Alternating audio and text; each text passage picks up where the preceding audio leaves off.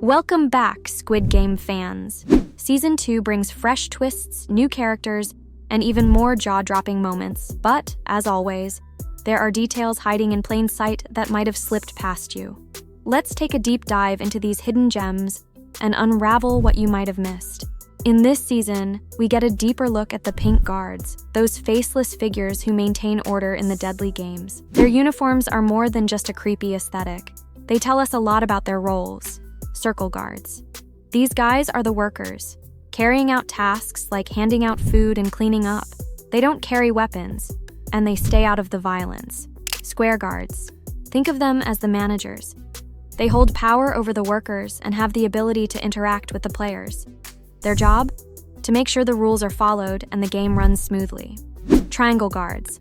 These are the enforcers, the soldiers with guns, ready to take out anyone who dares break the rules. In the first episode, when the manager arrives with the circle guards, there's a subtle move to keep things calm. The circle guards don't carry any weapons, which helps prevent the players from getting too scared. But after the brutal first game, when the manager returns, he's accompanied by the intimidating triangle guards, armed with guns, ready to assert their power.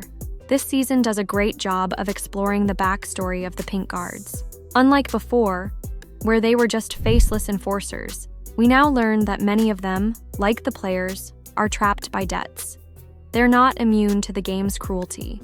They're just as desperate, and they too have to follow orders, even if that means shooting players. Now let's talk about the Boatman.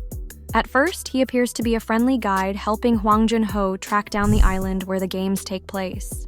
But as the season progresses, things get darker. The Boatman's connections to the frontman start to surface. There's a chilling moment when he discovers a tracker embedded in Gi-hun's teeth. His quick move to manipulate a machine suggests he's secretly in touch with the frontman. This implies he's part of a much bigger conspiracy. Prize money also takes on a new twist this season. Unlike in Season 1, where the money went to the families of deceased players, Season 2 lets the survivors pool their winnings. After each game, players now have a choice.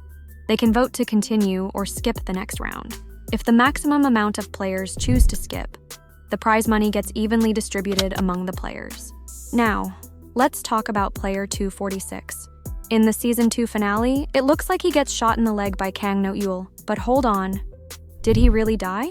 We never get confirmation. Some fans are wondering if he might have survived, given the nature of his wound and the way the scene was filmed. If he did make it, player 246 could return in future seasons, adding a new layer of complexity to the story. Then, there's Kang No-eul, a North Korean defector who joins the Pink Guards. Her character is one of the most interesting in the season.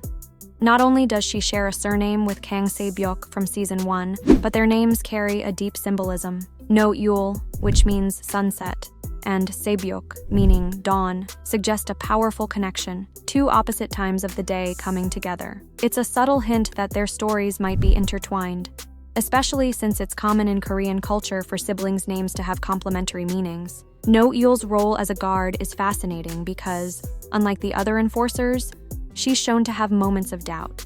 She hesitates in carrying out her duties, hinting that she might not be fully on board with the violent system she's now part of. Could her reluctance be tied to her past as a defector?